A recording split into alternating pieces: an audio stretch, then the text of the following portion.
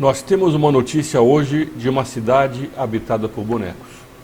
É isso mesmo, é uma cidade em que as pessoas foram embora, ou quase todas, e ficaram bonecos. Este é o canal do Instituto Plínio Corrêa de Oliveira e meu nome é Frederico Viotti.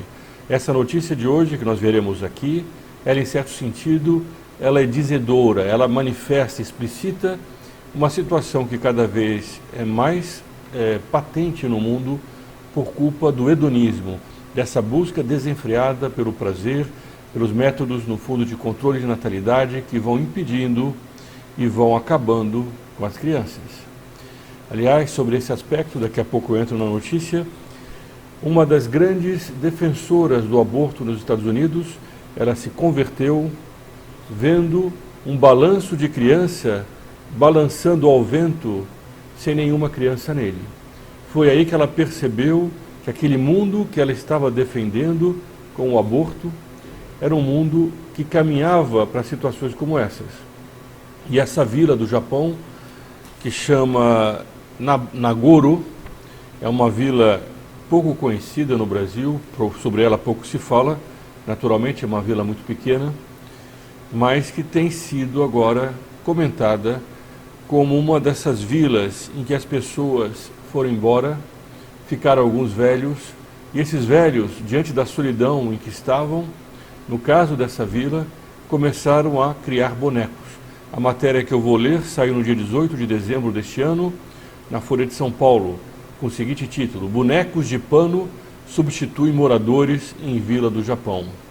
Vejam esse mundo que vai nascendo como consequência do controle de natalidade, consequência da eutanásia, consequência do aborto. É um mundo cada vez mais em que as pessoas ficam isoladas, os velhos não têm quem cuide deles, e a situação aqui ela é muito gráfica no sentido de que a pessoa passa pelas ruas da cidade, o que ela encontra? Ela encontra bonecos. Num canto tem o boneco de algumas pessoas num ponto de ônibus, em outro um boneco mexendo na terra, ou alguns bonecos conversando entre si, e assim por diante. Vejam então essa notícia, como é que ela começa. As últimas crianças nasceram na vila montanhosa de Nagoro 18 anos atrás. As últimas crianças nasceram há 18 anos. A escola primária fechou as portas em 2012, quando os 2 últimos alunos concluíram a 6ª série. Então perguntam para uma dessas senhoras que começou essa tradição de fazer bonecos, e ela diz o seguinte: nunca mais vemos crianças aqui, disse a Yano, que nasceu em Nagoro e há 7 anos realiza o festival anual de bonecos. Eu queria que houvesse mais crianças, porque assim ficaria mais animado, ela explicou. Por isso criei as crianças. Havia, então ela conta, uma clínica médica, uma casa de jogos de máquinas, um pequeno restaurante. Hoje não há uma única loja na vila. Eles não têm como ganhar a vida aqui. Os cerca de 350 bonecos criados por Ayano e suas amigas representam mais de 10 vezes o número de residentes humanos. Parece que a vila tem atualmente 27 pessoas. E formam cenas diversas. Uma idosa que cuida de uma sepultura à beira de uma estrada. Trabalhadores da construção fumam um cigarro. Um pai puxa um carrinho cheio de crianças. E todos esses são bonecos. Dentro da escola, bonecos sentam nas escadas ou nas carteiras escolares diante de professores que dão as aulas eternas, porque ficam paradas no tempo. Nagoro é um de vários vilarejos consolidados em uma área municipal na qual mais de 40% dos habitantes têm 65 anos ou mais. Mesmo com creches subsidiadas, assistência médica descontada e auxílio habitação, a área não tem conseguido atrair novos moradores, nem convencer adultos que nasceram na região a voltar. Uma vez andando numa dessas cidades importantes, eu reparei, a uma certa distância, talvez a uns 100 metros, um pouco menos, uns 50 metros, uma senhora idosa caminhando sozinha, que escorregou numa escada. Eu estava muito longe para chegar até ela, mas não era só eu que estava longe. Não havia ninguém perto dela. Não havia ninguém que pudesse ajudá-la. Não havia uma filha, um filho que pudesse carregar suas compras. Ela teve que se levantar sozinha e provavelmente iria para seu apartamento, um apartamento também vazio, e passaria o resto da noite, muito provavelmente, em frente à televisão. Na França, há alguns anos atrás, houve um grande verão muito quente, em que morreram centenas, talvez milhares de idosos. Quase todos eles moravam sozinhos. Era consequência de uma política de controle de natalidade.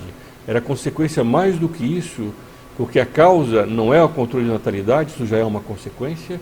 A causa é uma humanidade que, por causa do hedonismo, por causa da busca do prazer, o que dá mais conforto à pessoa, foi se esquecendo da necessidade do sacrifício e que a vida, antes de tudo, é um grande sacrifício.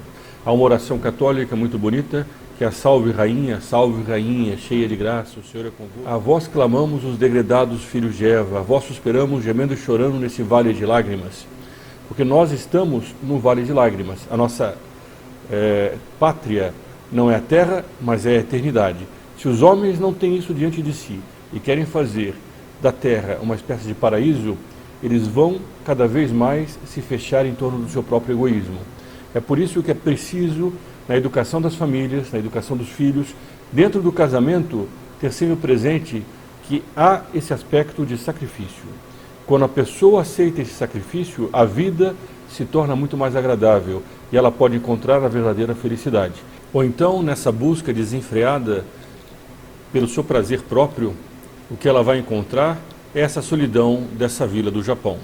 Essa vila, ela nos serve de exemplo para aquilo que nos espera, se nós continuarmos buscando cada vez mais satisfazer as nossas próprias vontades e permitir controle de natalidade, o aborto, a eutanásia. Nós temos que restaurar, como dizia São Pio X, tudo em Cristo. Este era o lema do pontificado desse grande santo e poderia ser também o lema desse canal. Nós precisamos restaurar tudo em Cristo. A civilização cristã, como ela sempre foi, austera, sacral, hierárquica, anti-igualitária e antiliberal. O liberal aqui é o termo que hoje em dia as pessoas, por causa da confusão no Brasil, nem sempre entendem.